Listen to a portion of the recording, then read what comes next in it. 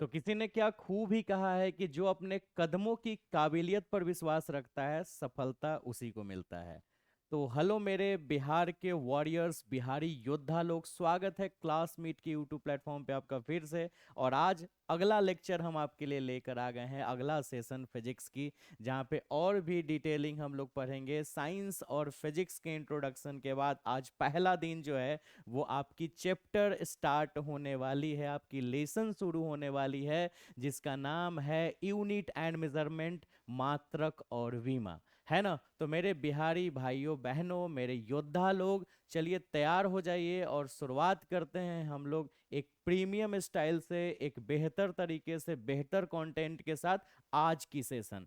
तो चलो दिल थाम के बैठ जाओ और शुरुआत तगड़ा होनी चाहिए। आज पहली क्लास आपके सिलेबस की शुरुआत हो रही है। तो वीडियो के लिंक को जरूर शेयर करें और चैनल पे जरूर बने रहें, है ना? ये चैनल बिल्कुल ही नया है, और ये चैनल नया जरूर है, बच्चे कम हैं अभी, लेकिन जल्द ही इस पे बहुत सारे सब्सक्राइबर होंगे, बहुत सारे बच्चे पढ़ने वाले होंगे, क्योंकि बिहार के बच्चों को भी कंटेंट चाहिए होता है, जो कि यूट्यूब प्लेटफॉर्म पे वो कंटेंट नहीं मिल पाता है। तो चलिए शुरुआत करते हैं हम लोग आज का सेशन। मैं अंकित कुमार आप सभी का स्वागत करता हूं इस सेशन में। तो देखिए, आज की सबसे पहली एक एरोप्लेन जो है वो उड़ते हुए आ रहा है, ठीक है।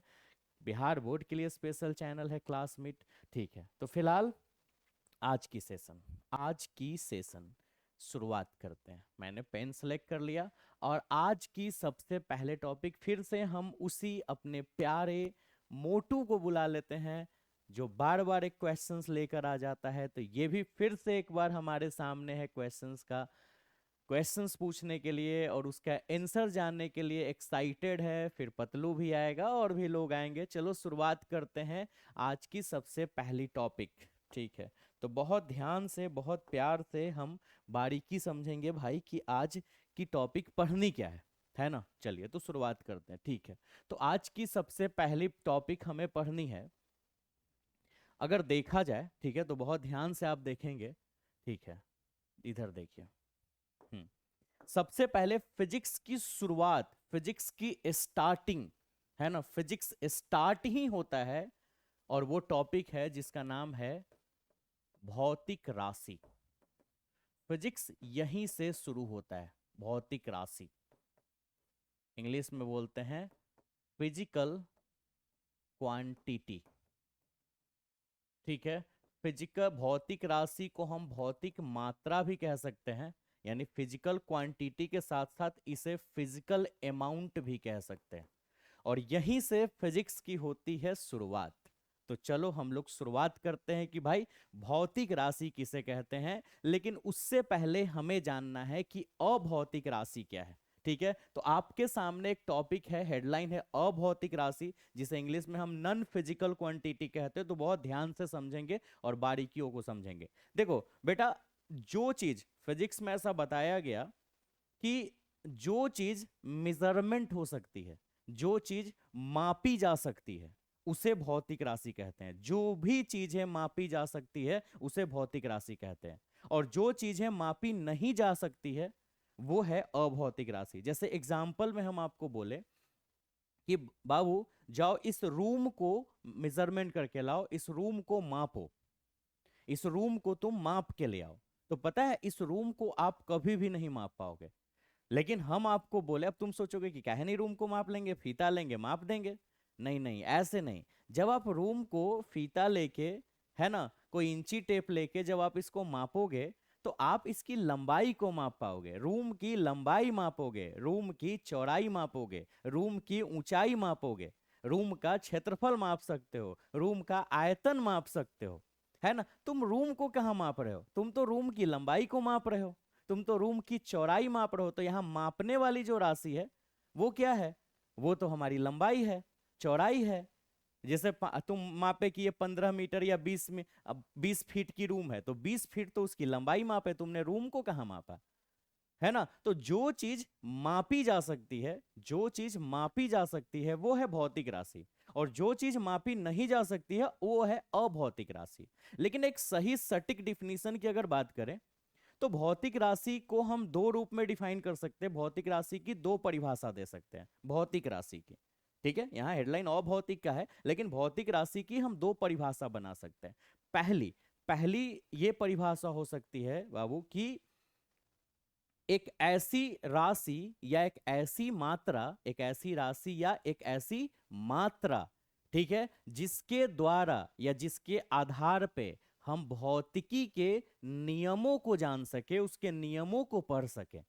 यानी भौतिक के नियमों को पढ़ने के लिए एक आधार चाहिए, एक ऐसी चीज चाहिए जिससे हम भौतिकी के नियमों को, फिजिक्स के नियमों को समझ सके, जान सके।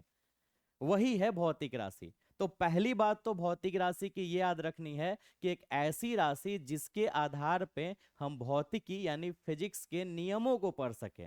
और दूसरी बात इसकी ये याद रखनी है कि क्या याद रखनी है कि एक ऐसी राशि जिसे मापा जा सके, मापा जा सके, है ना, जिसको मेजरमेंट किया जा सके, जैसे लंबाई को मापा जा सके, चौड़ाई को मापा जा सके, जिसको मापा जाता है, चौड़ाई, लंबाई, ऊंचाई, आयतन, क्षेत्रफल, बल, कार्य, ऊर्जा, इन सभी चीजों को मापा जा सकता है। लेकिन अगर हम बोले कि खूबसूरती को मापो, अब बोले कि 5 किलो खूबसूरत है, बड़ा ऑकवर्ड लगेगा। अब खूबसूरती को आप कैसे बोल सकते हो कि भाई कोई ज्यादा खूबसूरत है, कोई कम खूबसूरत है, कोई मध्यम खूबसूरत है, ये बोला जा सकता है। ये तो नहीं बोला जा सकता है कि 5 अमाउंट का यूज नहीं कर सकते, कोई संख्या का यूज नहीं कर सकते कि 5 खूबसूरत है, 10 खूबसूरत है, ऐसे तो नहीं। लेकिन हम लंबाई बोल सकते हैं कि 5 मीटर है, 5 किलोमीटर है, 10 मीटर है, 10 फीट है, कुछ भी बोल सकते हैं। तो जो मापा जा सके वो भौतिक राशि है, और जिसके आधार पे हम भौतिकी के नियमों को अध्ययन कर सके, नियमों का अध्ययन कर सके, वो है आपकी भौतिक राशि। उम्मीद है आप समझ गए होंगे। तो अभौतिक राशि की अगर आप बात करें तो क्या होगा? अभौतिक राशि, भौतिक राशि जिसके आधार पे हम फिजिक्स के नियमों को पढ़ते हैं। भौतिक राशि उसे भी कहते हैं जिसे मापा जा सकता है। तो अभौतिक की परिभाषा क्या होगी? कि जिसे मापा न जा सके, अभौतिक राशि जिसे मापा न जा सके, जैसे खूबसूरती, है ना, आपकी खूबसूरती को नहीं मापा जा सकता है, उसकी आप माप के आप कोई वैल्यू, कोई अमाउंट यूज नहीं कर सकते हैं। ऐसे और भी चीज हो सकते हैं, जैसे कि मोहब्बत, प्यार, इसको भी मापा नहीं जा सकता है, सिर्फ एहसास किया जा सकता है। दुख, दर्द, इसको किसी चीज में मापा नहीं जा सकता है ना, इसको बस समझा जा सकता है। तो जो चीज मापा ना जाए वो है अभौतिक राशि। और न तो जिसके बेस पे, जिसके आधार पे हम भौतिकी के कोई नियम पढ़ते हैं, वो है भौतिक राशि, अभौतिक राशि। ठीक है, तो ये आपके सामने एक परिभाषा है, एक ऐसी राशि या एक ऐसी मात्रा जिसे मापा जा, यहाँ पे थोड़ा सा मिस्टेक हो गया है, मापा जा सके, यहाँ पे टाइप गलत हो गया है। ठीक है, तो यहाँ पे हम सुधार देते हैं, जिसे मापा न जा सके, यहाँ पे आप न लगा देना थोड़ा सा। एक ऐसी राशि या एक ऐसी मात्रा जिसे मापा न जा सके उसे अभौतिक राशि कहते हैं। ठीक है, जिसे नहीं मापा जा सके। लेकिन अगर हम बात करें बेटा भौतिक राशि की, यहाँ पे एक एग्जाम्पल भी हम थोड़ा शो कर देते हैं, एक एग्जाम्पल शो कर देते हैं, है ना। अभौतिक राशि जैसे हम दुख को नहीं माप सकते हैं, ठीक है, दुख को नहीं माप सकते हैं, है ना, प्यार को नहीं माप सकते हैं, है ना, खूबसूरती, सूरती को नहीं माप सकते, या और भी चीज है, ऐसे बहुत सारी चीज है, आपकी स्मार्टनेस वगैरह नहीं माप सकते हैं। तो ये सारे अभौतिक राशि, इसके आधार पे हम फिजिक्स के नियमों को भी नहीं पढ़ सकते हैं। हालांकि लाइट अभी कटा हुआ था तो गर्मी बहुत लगा है, लेकिन फिलहाल अभी लाइट आ गया है। चलिए, भौतिक राशि परिभाषा समझ चुके हैं, है ना। चलिए, आपके सामने है यहाँ पे डिफिनीशंस, है ना, zig zig zig zig zag. एक ऐसी राशि, एक ऐसी मात्रा जिसे मापा जा सके, क्लियर है बात, साथ ही इसके द्वारा भौतिकी के नियमों का अध्ययन किया जा सके। एक ऐसी राशि जिसे मापा जा सके और साथ ही जिसके द्वारा हम लोग भौतिकी के, फिजिक्स के नियमों का अध्ययन कर सके, वो है हमारी भौतिक राशि। जैसे एग्जाम्पल में बहुत सारे हो सकते हैं। ठीक है, एग्जाम्पल, ठीक है, जैसे एग्जाम्पल नंबर 1, हम कमरे या किसी चीज की, चलो ना ऐसे डायरेक्ट एग्जाम्पल लिख सकते हैं, लंबाई, लंबाई को बिल्कुल माप सकते हैं बेटा हम, चौड़ाई बिल्कुल माप सकते हैं हम इसको। हाँ, मापने की अलग अलग विधि है, लेकिन मापा तो जा सकता है। ऊंचाई को भी माप सकते हैं हम लोग, द्रव्यमान माप सकते हैं हम लोग, क्षेत्रफल माप सकते हैं हम लोग, आयतन माप सकते हैं हम लोग, और भी बहुत सारे, घनत्व माप सकते हैं हम लोग, दूरी माप सकते हैं, विस्थापन माप सकते हैं, है ना, दूरी, विस्थापन, चाल माप सकते हैं, वेग माप सकते हैं, त्वरण माप सकते हैं, कार्य माप सकते हैं, ऊर्जा माप सकते हैं, है ना, ये प्यारा बच्चा को भी समझ में आ रहा है। शक्ति माप सकते हैं, इसी तरह तुम भी तो प्यारे हो, इत्यादि ऐसे और भी हो सकते हैं। इन सारे राशि को मापा जा सकता है, ये जितने भी हैं। और ये सारे भौतिक राशि के डिपार्टमेंट में। तो भौतिक राशि की अगर बात करें तो क्या, भौतिक राशि एक ऐसी राशि या एक ऐसी मात्रा है जिसे इंग्लिश में फिजिकल क्वांटिटी या फिजिकल अमाउंट कहते हैं, जिसे मापा जा सके, साथ ही जिसके द्वारा हम भौतिकी के, फिजिक्स के नियमों का अध्ययन कर सके, है ना। तो ये है हमारी भौतिक राशि। और जिसे मापा न जा सके वो है अभौतिक राशि, जैसे खूबसूरती, दुख, दर्द, इन सब चीजों को नहीं मापा जा सकता है। लेकिन जिस चीज को मापा जा सकता है ना, वो हमारी भौतिक राशि कहलाती है। तो फिजिक्स की शुरुआत यहीं से होती है। ठीक है, अब हम लोग जानते हैं कि भौतिक राशि के प्रकार कितने बनाए गए हैं। तो अगला हेडलाइन है आपके सामने कि भाई भौतिक राशि के प्रकार कितने हैं। ऐसे बुक में आप देखोगे, ठीक है, या फिर कहीं भी सर्च करोगे तो डेफिनेटली आपको भौतिक राशि की दो शाखा मिलेगी, बट हम उसकी तीन शाखा बताएंगे। दो शाखा बताने के बाद एक शाखा बाद में बताया जाता है। तो हम शुरुआत में ही तीनों शाखा बता रहे हैं इसके आधार पे, क्योंकि एक ऐसी राशि है जो बाकियों से मिल के बनता है, और उसके लिए तीनों राशियों को पढ़ना एक साथ जरूरी है। इसलिए भौतिक राशि नॉर्मली आप बुक में देखेंगे कि दो राशि होगा, और उसके बाद एक राशि को अलग से साइड में भी करके बताया जाएगा जो कि तीन हो जाता है, तीन राशि। तो वो हम एक जगह पे बता रहे हैं कि भौतिक राशि की तीन प्रकार है। मुख्य रूप से दो ही प्रकार है, लेकिन यहाँ पे हम तीन प्रकार बता रहे हैं, तीसरा भी तो आपको पढ़ना ही पड़ेगा, है ना। तो भौतिक राशि की यहाँ पे है तीन प्रकार। तीन प्रकार कौन भाई? तो भौतिक राशि के लिए यहाँ पे तीसरा प्रकार, ध्यान दीजिए, यहाँ पे हम एक कॉलम बना लेते हैं। देखिए, तो मेन रूप से जो भौतिक राशि है बेटा, वो क्या है वो जरा ध्यान देते हैं। ठीक है, एक राशि है जिसका नाम है आधारी राशि। आधारी, या फिर हम इसे मूल राशि के नाम से जानते हैं। या तो आधारी राशि कहेंगे या मूल राशि कहेंगे। इसकी इंग्लिश की बात करें, ठीक है, तो हम या तो बेसिक क्वांटिटी बोलेंगे, या मूल है तो इसको इंग्लिश में फंडामेंटल बोल सकते हैं। Fundamental, fundamental quantity. उम्मीद है आपको दिख रहा होगा, मेरी आवाज भी आपको सुनाई दे रही होगी। दूसरी अगर हम बात करें, दूसरी जो है, ठीक है, वो है आपकी पूरक राशि। और यही राशि आपको बाद में पढ़ाया जाता है, तो हम आपको शुरुआत में ही पढ़ा दे रहे हैं क्योंकि बाकी थ्योरी आसान लगे। सप्लीमेंट्री, सप्लीमेंट्री क्वांटिटी, ठीक है। और तीसरी जो राशि है उसकी नाम है, उसका नाम है, सॉरी, डेराइव्ड, डेराइव्ड क्वांटिटी। अब ये बच्चा तो बड़ा खुश है। डेराइव्ड क्वांटिटी, जिसको हिंदी में हम लोग, है ना, अच्छा हिंदी ऊपर ही लिखना था, चलो कोई बात नहीं, इसको नीचे लिख देते हैं जल्दी से। यानी कि हिंदी में इसको बोलते हैं व्युत्पन्न, व्युत्पन्न राशि। व्युत्पन्न राशि, इंग्लिश में डेराइव्ड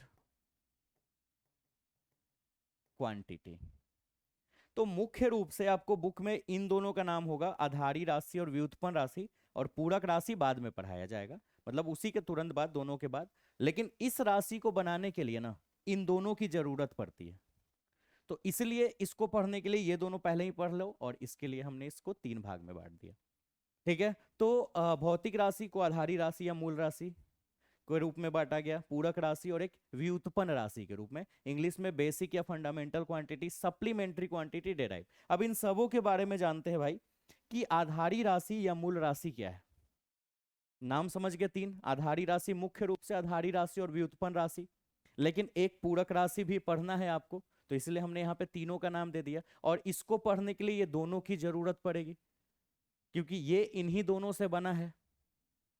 हालांकि इस राशि को बाद में जोड़ा गया है, पहले ये राशि नहीं पढ़नी थी, 17वीं सेंचुरी के पहले, 17वीं शताब्दी के पहले, बाद में जोड़ी गई। चलो तो आगे अब पढ़ते हैं कि आधारी राशि या मूल राशि क्या है। मजा आ रहा है, मजा आ रहा है ना? मजा तो आएगा इस चैनल पे, और पढ़ने वाले बच्चे को तो बहुत मजा आने वाला है।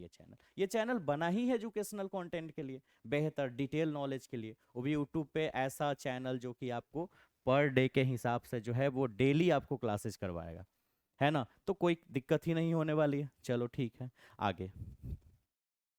आगे की जो मोटू पतला पतलू को लेके आया है, ठीक है, चलो बहुत बढ़िया बात है। हाँ, तो अब टॉपिक है मूल राशि या आधारी राशि किसे कहते हैं।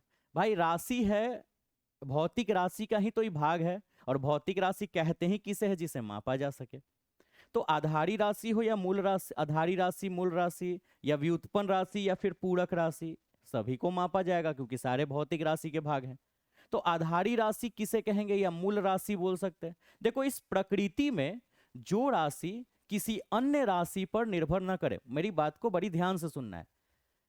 इस प्रकृति में एक ऐसी राशि, ठीक है, प्रकृति की एक ऐसी राशि जो किसी अन्य राशि पर निर्भर न करे, एक ऐसी भौतिक राशि जो अन्य भौतिक राशि पर निर्भर न करे, अर्थात इस प्रकृति में वह स्वतंत्र हो, वो किसी पे निर्भर ना हो, वो एकदम स्वतंत्र हो। जैसे आप एक एग्जाम्पल लो, आप अंक और संख्या का नाम सुने, 0 से लेकर 9 तक अंक है, 9 के बाद संख्या है।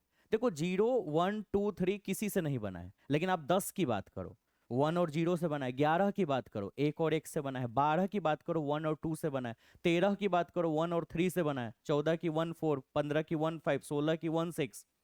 तो कहने का मतलब ये है कि 10 से 9 तक की जो अंक है, डिजिट है, वो किसी पे डिपेंड नहीं है, लेकिन उसके बाद की संख्या सब पे डिपेंड कर जाता है इन पे। तो वैसे ही भौतिक राशि में कुछ ऐसे राशि हैं, कुछ ऐसे राशि है जिस जो किसी पे डिपेंड करता ही नहीं है, वो इस प्रकृति में स्वतंत्र है पूर्ण रूपेण। और वैसे ही राशि को हम मूल राशि या आधारी राशि कहते हैं। इंग्लिश में मूल राशि है तो इंग्लिश में फंडामेंटल क्वांटिटी बोल सकते हैं, आधारी राशि को बेसिक क्वांटिटी बोल सकते हैं। चलो डिफिनीशन आपके सामने लिखते हैं। एक ऐसी राशि जो इस प्रकृति में किसी अन्य राशि पर निर्भर ना करे, अर्थात वह इस प्रकृति में स्वतंत्र हो, मूल राशि या आधारी राशि कहलाता है। ठीक है, यह मूलतः 7 होते हैं, और ये राशि जो है वो मुख्य रूप से 7 बनाए गए हैं। 7 कंप्लीट है। एक ऐसी राशि जो किसी अन्य राशि पर निर्भर न करे, एक ऐसी भौतिक राशि जो किसी अन्य भौतिक राशि पर निर्भर करे, और साथ ही प्रकृति में स्वतंत्र हो, अर्थात ये प्रकृति में स्वतंत्र हो। ये मुख्य रूप से 7 होते हैं। अब वो 7 कौन कौन होते हैं, तो सातों का नाम याद करने के लिए हम आपको एक सॉलिड सा ट्रिक बताते हैं। उस ट्रिक के आधार पे आप सातों आधारी या मूल राशि का नाम याद रखेंगे आप। चलो, एक ट्रिक है, ट्रिक तो जानने में तुमको मजा ही आता होगा, है ना? ठीक है, तो ट्रिक क्या है? ट्रिक, ठीक, तो ट्रिक आपको याद रखना है कुछ ऐसा, ml/t² लिए, ये आपको ट्रिक याद करना है। ट्रिक क्या है? ml/t² लिए, फिर से ट्रिक ml/t² लिए, अगेन ml/t² लिए। ठीक है, चलो अब यहां पे लिखते हैं हम, 7 कॉलम पहले बना ले, 7 कॉलम। ट्रिक है ml/t², तो t² मतलब 2t, ml/t² लिए, ये ट्रिक है ml/t² लिए। ठीक है, m से होता है बेटा मास, और मास को हिंदी में बोलते हैं द्रव्यमान। l से होता है लेंथ, मेरे योद्धा बिहारी योद्धा लोग, लेंथ की हिंदी होती है लंबाई। t से होता है टाइम, टाइम यानी ताप। एक और t से होता है टेम्परेचर, टेम्परेचर, अरे सॉरी यहाँ पे गलती लिख दी है, टाइम का मतलब समय होता है ना बेटा।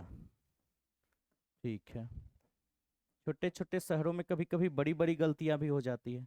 एल से हो जाती है luminous, luminous intensity, luminous intensity.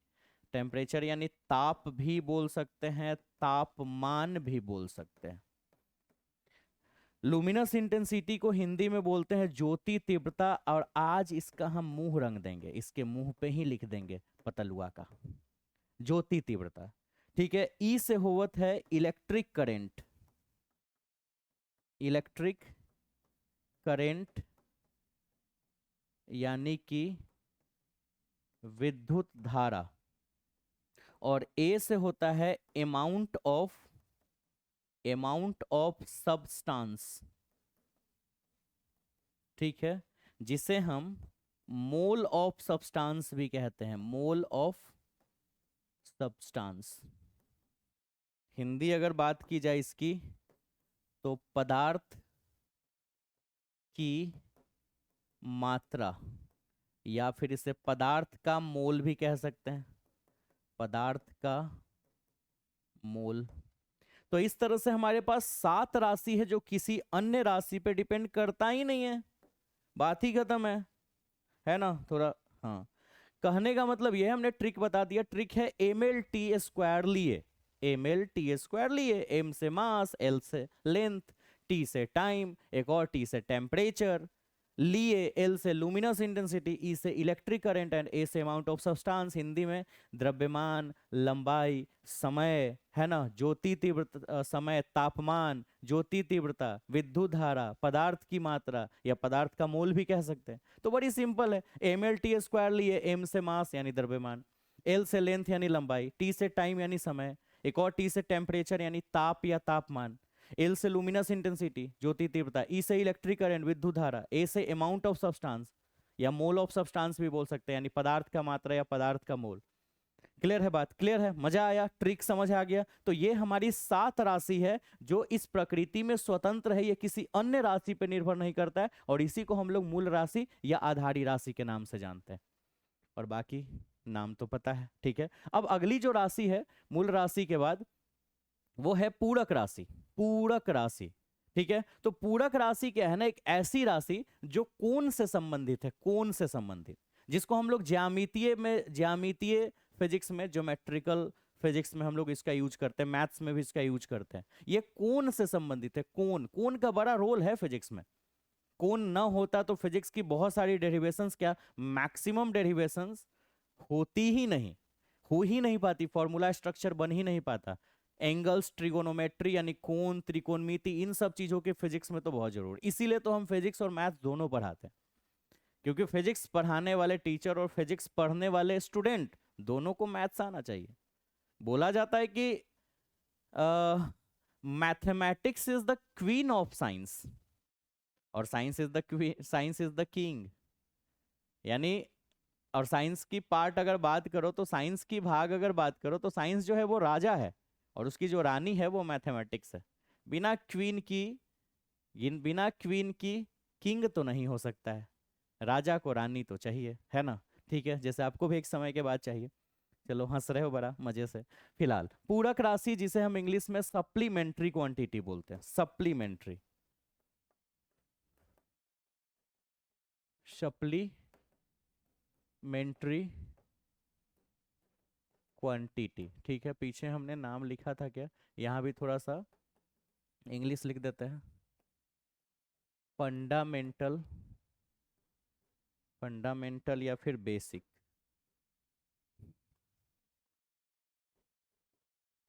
या बेसिक क्वांटिटी। ठीक है, बाकी यहाँ तो मोटू को समझ में आ गया। अब सप्लीमेंट्री क्वांटिटी, सप्लीमेंट्री जो कोण से संबंधित है, डिफिनीशन आपके सामने है, एक ऐसी राशि जो कोण मापने के लिए बनाया गया है, पूरक राशि कहलाता है। जो कोण से संबंधित है, कोण मापना, कोण यानी एंगल, मैथ्स में पढ़ भी रहे हो ट्रिगो में, ठीक है, कोण मापने के लिए बनाया गया है। चलो देखते हैं भाई। और ये दो तरह का होता है, एक होता है समतल कोण, समतल कोण, ठीक है, जिसको इंग्लिश में हम लोग प्लेन एंगल कहते हैं, प्लेन एंगल। और दूसरी जो है वो ठोस कोण है, ठोस कोण, ठोस कोण, जिसे हम घन कोण भी कहते हैं, घन कोण, घन कोण। इंग्लिश की अगर बात करें तो सॉलिड एंगल या cubic angle, cubic angle, cube angle भी बोल सकते हैं, है ना, क्यूबिक एंगल या क्यूब एंगल, घन कोण। ठीक है, ये समतल कोण। अब समतल कोण क्या है, बड़ी सिंपल सा है, ये हमने आपके सामने एक वृत्त बनाया, वृत्त यानी इंग्लिश में सर्कल, और यहां हमने गोला बनाया, गोला, गोला यानी स्फेयर। अब वृत्त और गोले में अंतर समझ सकते हो। देखो ये मेरे पास कुछ थोड़ा बहुत गोल टाइप का है, बलून है ना। तो ये थोड़ा स्फेरिकल टाइप का है। और वृत्त के आकार का क्या होना चाहिए मेरे पास, अभी मैं देखता हूँ। कुछ न कुछ तो होनी चाहिए बिल्कुल। फिलहाल मेरे पास पूजा करने वाला एक ट्रे है, वो ही मैं लेके आता हूँ। ठीक है, तो ये देखो, ये जो है वो एक वृत्त के आकार में है, जैसे गाड़ी का पहिया होता है ना। पूजा करने वाली थाली है, भगवान गलती सलती माफ। और ये जो है वो आपका गोला है। ठीक है, गोला के शेप में है, जैसे फुटबॉल होती है ना, वैसे ही। चलो अब इसको रख ले, ऐसा कुछ इतना तो आपको पता ही है। ये मैं रख लेता हूँ। ठीक है,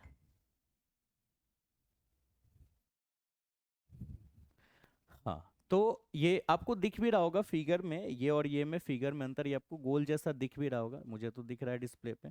और ये जो है वो एक सर्कल जैसा। अब इसमें करना क्या है बेटा, ठीक है, अगर हम, ये केंद्र है, मान लो आप पॉइंट ए पे हो, मैथ्स में भी हमने ऐसे पढ़ा है, आप यहां से घूम के यहां चलाए पॉइंट बी पे। तो आप नोटिस करो कि यहां पे एक एंगल सबटेंड तो हुआ है ना। वृत्त के केंद्र पर एक एंगल सबटेंड हुआ है, अगर आप यहां से यहां मूव करके गए तो ये हमारी चाप बनी, जिसे रेखीय विस्थापन भी कहते हैं। चाप या रेखीय विस्थापन। ए से बी जो गया, ए से जो बी गया, वो है हमारी रेखीय विस्थापन।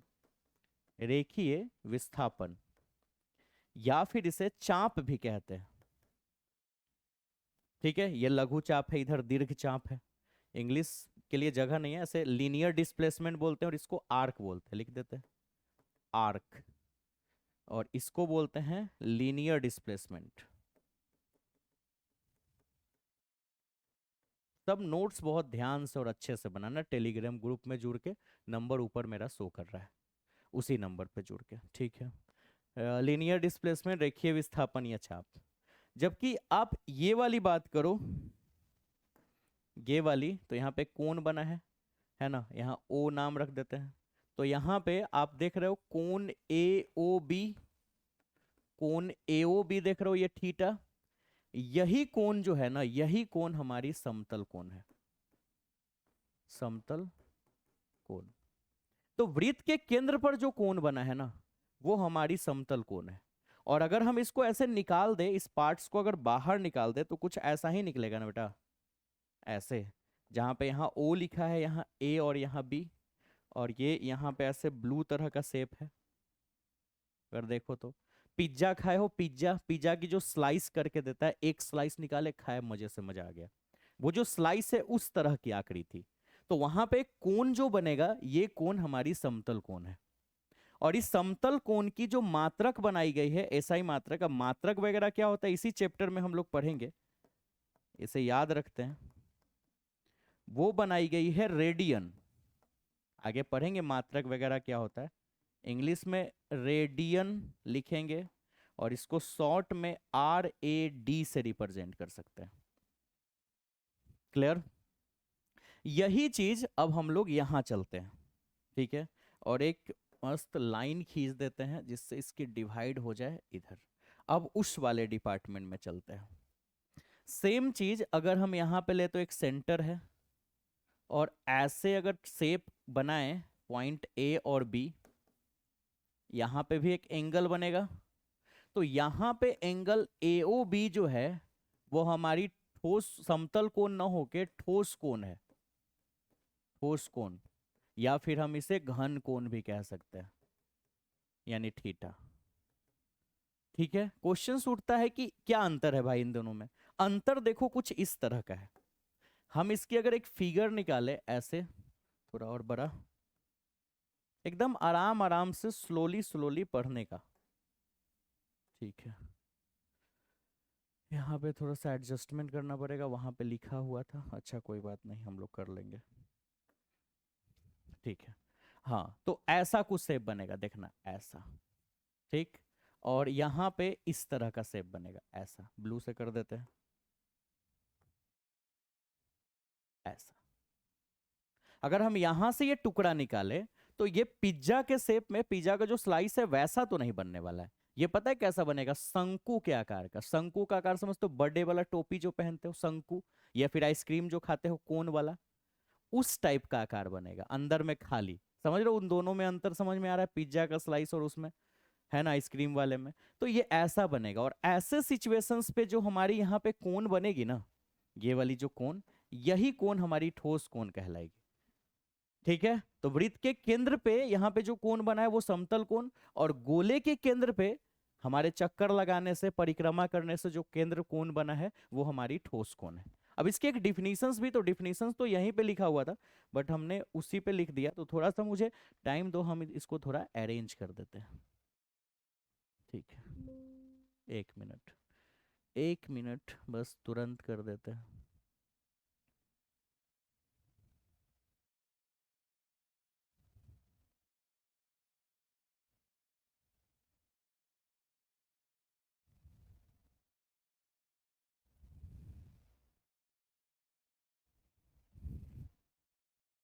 एक मिनट, इसको यहाँ से हटा के और एक नेक्स्ट पेज ले जाते हैं।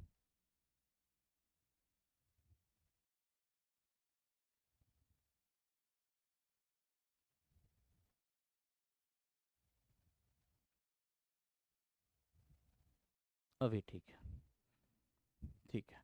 अभी देखिए, थोड़ा सा इसको अरेंज कर दिया हमने। ठीक है। अब देखो, ये जो है वो पूरक राशि यहाँ पे नाम लिखा हुआ था। चलो यहाँ पे एक बार फिर से लिख दे। देखिए, तो यहाँ पे बात होनी है किसकी राशि की? समतल कोण की। थोड़ा सा यहाँ पे फिर से अरेंज करना होगा। समतल कोण, जिसको इंग्लिश में हम लोग बोलते हैं प्लेन एंगल। प्लेन एंगल, ठीक है। और यहाँ पे ठोस कोण, ठोस कोण, या इसे घन कोण भी कहते हैं, घन कोण, जिसे इंग्लिश में सॉलिड एंगल या फिर क्यूबिकल एंगल या क्यूब एंगल भी बोल सकते हैं। बता ही दिए हम आपको, डिफिनीशन आपके सामने है। यह कोण होता है जो दो रेखाओं के बीच बनता है, दो रेखा के बीच, या वृत्त के केंद्र पर बना कोण, दो रेखा के बीच। यहाँ पे फिर से फिगर ड्रॉ कर लेते हैं। वो सब जो हमने लिखा लिखा हुआ है अगले पेज में।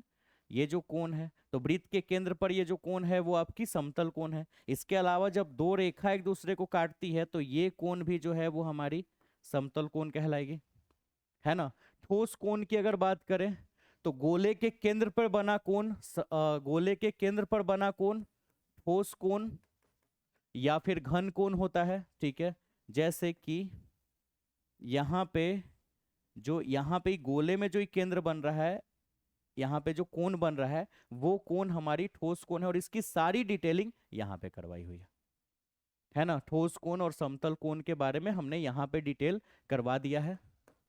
आप यहाँ देख सकते हैं ध्यान से, ये वो फिगर यहाँ पे बनाया हुआ है, सारा लिखा हुआ भी है जो अभी हमने समझाया। हाँ, एक और चीज इसमें लिखना था जो हम लोग लिख रहे थे। जैसे एसआई मात्रक, समतल कोण का एसआई मात्रक रेडियन होता है, उसी तरह से ठोस कोण का जो एसआई मात्रक होता है बेटा, है ना, वो होता है स्टे रेडियन। स्टे रेडियन, जिसको रिप्रेजेंट करते हैं एसआर से, एसआर, एसआर स्टे रेडियन। तो ठोस कोण, हालांकि द्रव्यमान लंबाई सबका एसआई मात्रक बताएंगे, लेकिन यहाँ पे भी हमने बता दिया समतल कोण को स्पेशल रेडियन में मापा जाता है, जबकि ठोस कोण को स्पेशल स्टे रेडियन में मापा जाता है। समतल कोण कहते किसे हैं? तो दो चीज, दो रेखाओं के कटने से जो कोण बना वो कोण हमारी समतल कोण है। जो दो रेखाओं के कटने से जो कोण बना वो है हमारी समतल कोण। अगर दो रेखा एक दूसरे को ऐसे काटा तो यहाँ जो कोण बना वो है समतल कोण। इसके अलावा वृत्त के केंद्र पर जो कोण बन रहा है, किसी वस्तु के वृत्तीय पथ पर घूमने से जो वृत्त के केंद्र पर कोण निर्धारित हो रहा है, वो कोण हमारी समतल कोण है। जबकि ठोस कोण या घन कोण क्या है ना, वहां वो 3D कोण है। वो तब बनेगा जब हम वृत्त न लेके गोले की बात करें। गोला वृत्त हमने आपको दिखाया, आप अंतर समझते हो। चक्का जो पहिया जो है वो वृत्त के आकार का है, फुटबॉल जो है वो गोले के आकार का है। तो उसके केंद्र पर, गोले के केंद्र पे जो कोण बनेगा वो ठोस कोण या घन कोण कहलाएगा, जिसका एसआई मात्रक है स्टे रेडियन और इसका रेडियन। बट एसआई मात्रक क्या होता है सब पढ़ेंगे हम लोग आगे क्लासेज में पूरे डिटेल के साथ। ठीक है, तो उम्मीद है आपको ये समझ में आ गया होगा। पूरक राशि के बाद, ठीक है, ये तो पूरक राशि के बाद ये सब हो गया। पूरक राशि के बाद अगली टॉपिक है जिसका नाम है व्युत्पन्न राशि। व्युत्पन्न इंग्लिश में बोलते हैं डेराइव्ड क्वांटिटी। Derived quantity. अब डेराइव्ड क्वांटिटी क्या है? डेराइव्ड क्वांटिटी कितने घंटे की अप्रोक्सीमेटली क्लासेज हो चुके? 35 मिनट हो चुके। चलो कोई बात नहीं। व्युत्पन्न राशि। अब व्युत्पन्न राशि क्या है? आपने मूल राशि और आधारी राशि क्या पढ़ा? एक ऐसी राशि जो किसी अन्य राशि पर निर्भर न करे, यानी कि जो इस प्रकृति में स्वतंत्र हो। पूरक राशि कोण मापने के लिए बनाया गया, जो कि दो तरह का है, समतल कोण और ठोस कोण। बट व्युत्पन्न राशि क्या है? व्युत्पन्न राशि जो अन्य राशि पर निर्भर करे, यानी वो आधारी या मूल राशि पर भी निर्भर करेगा और पूरक राशि पर भी निर्भर कर जाएगा, वो है हमारी व्युत्पन्न राशि। तो व्युत्पन्न राशि का मतलब जो आधारी और पूरक, जो हमने पिछले प्रीवियस 2 पेज में पढ़ा, आधारी राशि और पूरक राशि, आधारी राशि को हम मूल राशि भी कह सकते हैं, दोनों पे निर्भर करता है, उसे हम व्युत्पन्न राशि कहते हैं। एग्जाम्पल देखते हैं, ठीक है।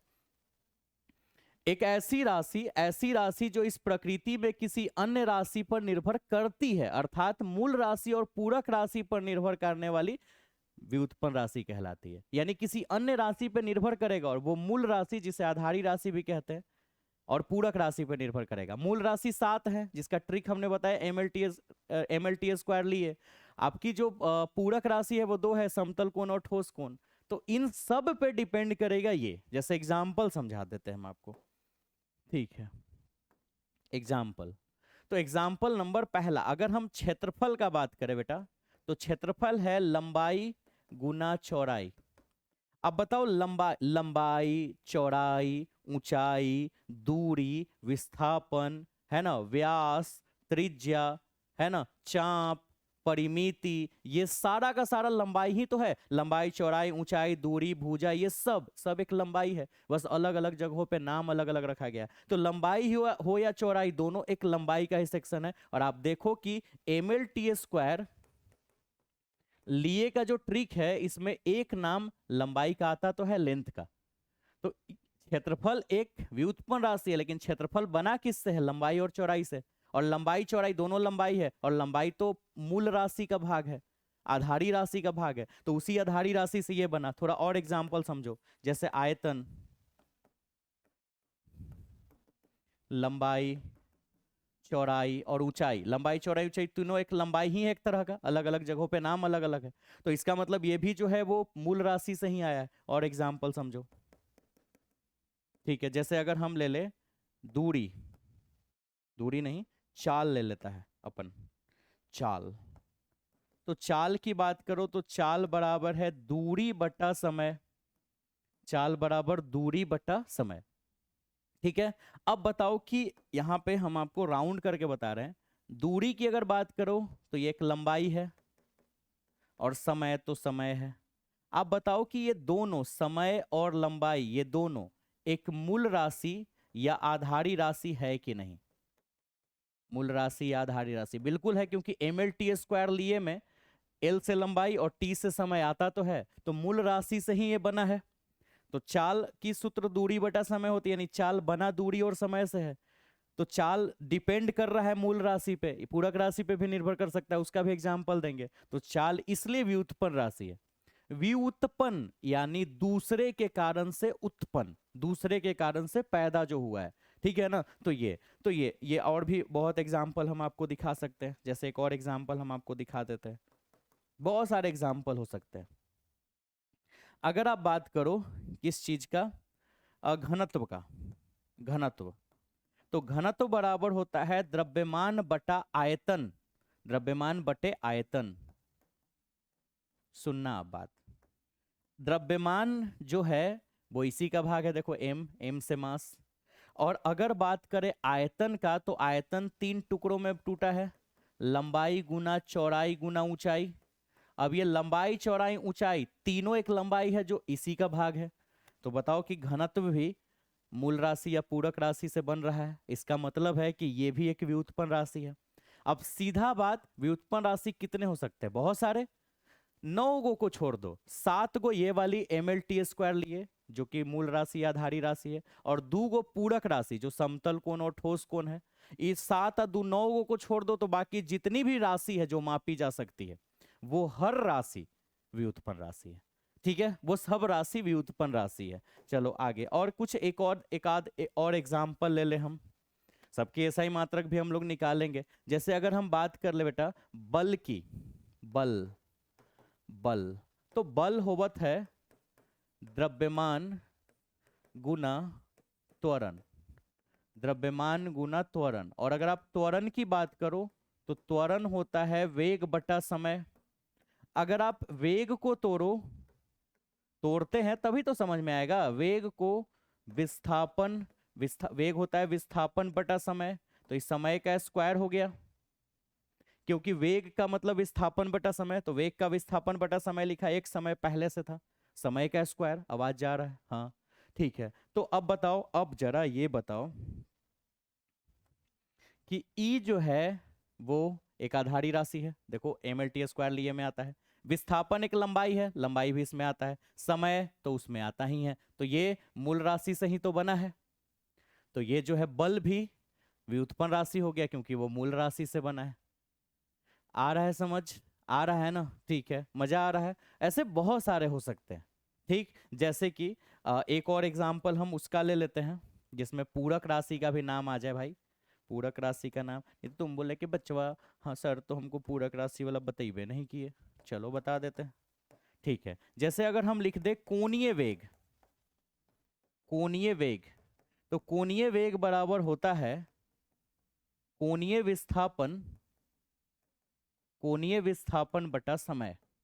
और कोणीय विस्थापन यहाँ पे वही समतल कोण है, फिजिक्स में पढ़ना है, फिजिक्स में कोणीय विस्थापन, कोणीय विस्थापन जो अपने अभी पढ़ा ना समतल कोण और ठोस कोण, तो यहाँ पे कोणीय विस्थापन जो है वो समतल कोण ही तो है ना? तो बताइए कि ये जो है अगर देखा जाए तो ये जो है वो आपकी एक पूरक राशि है, पूरक, ये आपकी पूरक राशि हो गई।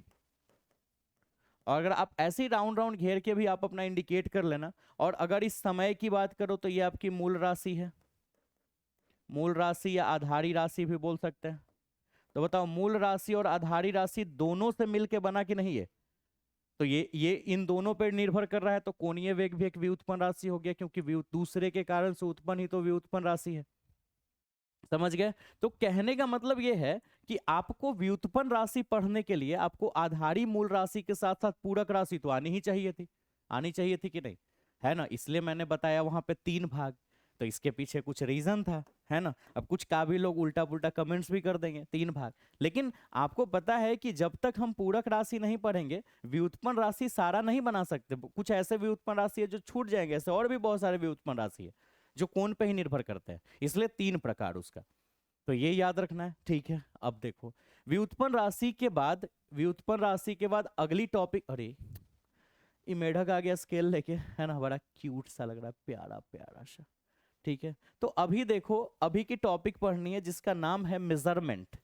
मेजरमेंट यानी माप, चैप्टर का नाम है यूनिट एंड मेजरमेंट, यानी मात्रक और माप, जिसमें माप पढ़ रहे हैं हम लोग, तो टॉपिक का नाम है माप या फिर मापन भी बोल सकते हैं इंग्लिश में, मेजरमेंट।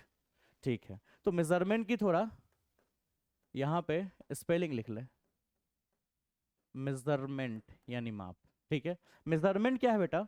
किसी भौतिक राशि का परिमाण संख्याओं में व्यक्त करने को मापन कहते हैं। मतलब कहने का मतलब क्या है, जैसे मान लो एक लंबाई भौतिक राशि है, ये हम रूम की लंबाई मापे और ये तो लंबाई एक भौतिक राशि क्योंकि मापा जा सकता है। हमने लंबाई माप दिया 15 फीट, तो 15 एक संख्या का यूज किया आपने मापन के लिए, है ना? तो किसी भौतिक राशि को संख्या में निरूपित करना, संख्या में प्रस्तुत करना मापन कहलाता है। संख्या में मापना, संख्या में प्रस्तुत करना, संख्या में व्यक्त करना भौतिक राशि है, लेकिन इसकी भौतिक राशि की परिमाण क्या है भाई? तो 15 मीटर, 20 मीटर, 25 फीट, कुछ भी हो सकता है। तो संख्या में हमने प्रस्तुत किया एक भौतिक राशि को, यही मापन है, बहुत सिंपल। किसी भौतिक राशि का परिमाण संख्याओं में व्यक्त करना को मापन कहा जाता है। संख्या में उसके परिमाण में व्यक्त कर देना कि भाई लंबाई है तो कितनी है, क्षेत्रफल है तो कितनी है, 5 मीटर स्क्वायर, 10 मीटर स्क्वायर, बल है तो कितनी है, 5 न्यूटन, 10 न्यूटन। संख्या में भौतिक राशि को प्रस्तुत करना ही मापन है, जिसे माप कहते हैं। बहुत सिंपल वे में याद हो गया होगा, डिफिनीशन आपके सामने है। ठीक है, जैसे एग्जाम्पल में मान लो ये सपोज एक कुछ है, टेबल है मान लो। अब टेबल्स जैसे मुझे बनाने आता है हम बना देते हैं, हमको ठीक है कुछ अच्छा ही बनाएंगे। ठीक है,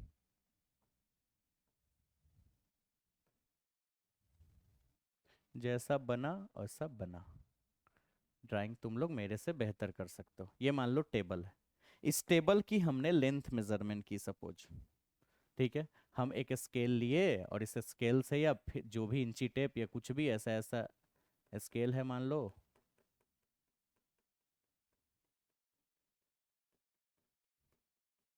ऐसे स्केल है, इससे हमने मापना शुरू कर दिया और मापा हमने, है ना, टेबल की, टेबल या बेंच कुछ भी लिख सकते हैं, टेबल की लंबाई।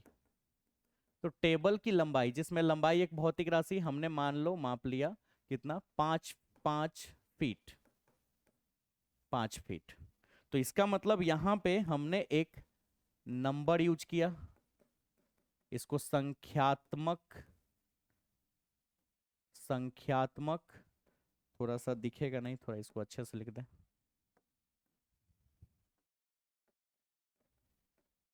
संख्यात्मक मान, न्यूमेरिकल वैल्यू बोलते हैं इंग्लिश में। और यहाँ जो ये आपको दिख रहा है ये हमारी मात्रक है, तो मात्रक का उपयोग क्या होता है, मात्रक किसे कहते हैं पढ़ेंगे अभी तुरंत। और ये जो आपको लंबाई दिख रहा है ये आपकी भौतिक राशि है।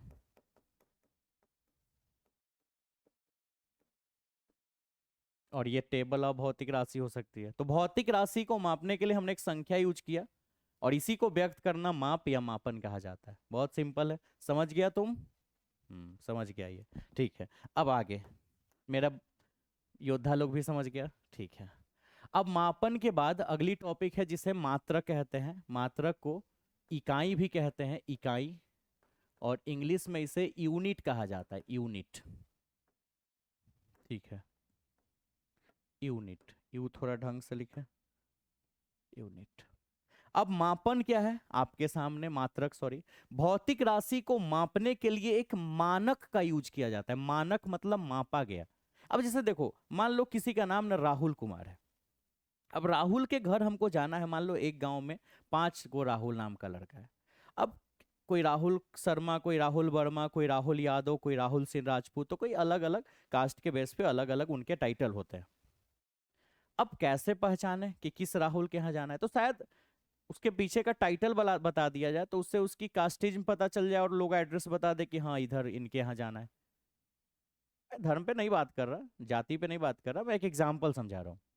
तो उसी तरह से अगर 5 लिखा हुआ है, 5 एक संख्या लिखा हुआ है, तो हमको क्या पता कि 5 लंबाई है कि चौड़ाई है कि क्षेत्रफल है कि आयतन है कि बल है। लेकिन अगर इसके पीछे मीटर लगाया हुआ है तो पक्का ये लंबाई है। अगर इस 5 के पीछे मीटर स्क्वायर लगाया हुआ है, इसका मतलब 5 परिमाण है लेकिन ये क्षेत्रफल हो सकता है।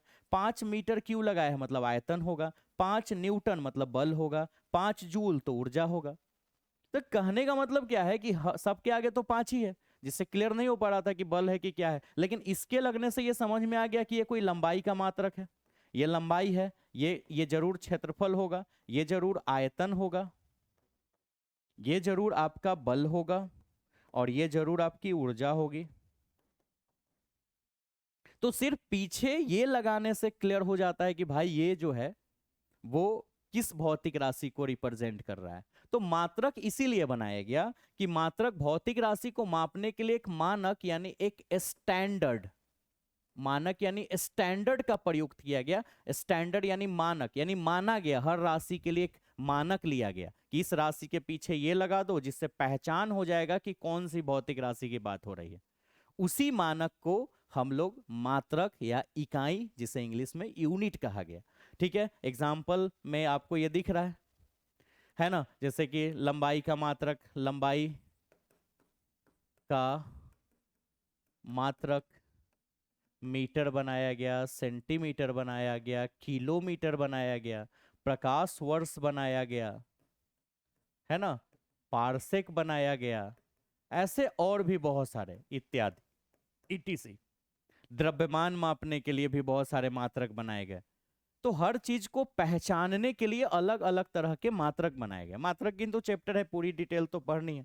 उम्मीद है आपको मजा जरूर आया होगा मेरा बिहारी योद्धा सब बचवन, है ना। ठीक है, तो फिलहाल, अरे ये तो बहुत खतरनाक है, बट इसका आंख बहुत प्यारा और ये तो बड़ी क्यूट है। ठीक है, तो चलो आप मात्रकों की पद्धति, और आज के क्लास में, आज के सेशन में हम लोग लास्ट टॉपिक पढ़ेंगे। ठीक है, तो मात्रकों की पद्धति यानी सिस्टम ऑफ यूनिट्स। मात्रकों की 4 पद्धति बनाई गई। 4 पद्धति, अब पद्धति क्या है समझेंगे आगे। मात्रकों की 4 पद्धति बनी। पद्धति 4 प्रकार की है। पहला, ठीक है, पहला, दूसरा, तीसरा और चौथा। बट पहला नाम क्या है? तो पहला था MKS। सबसे पहले MKS से पहले CGS। CGS पद्धति। दूसरी इंग्लिश में लिखे तो, CGS system. Just wait, CGS system. दूसरी बात करें तो FPS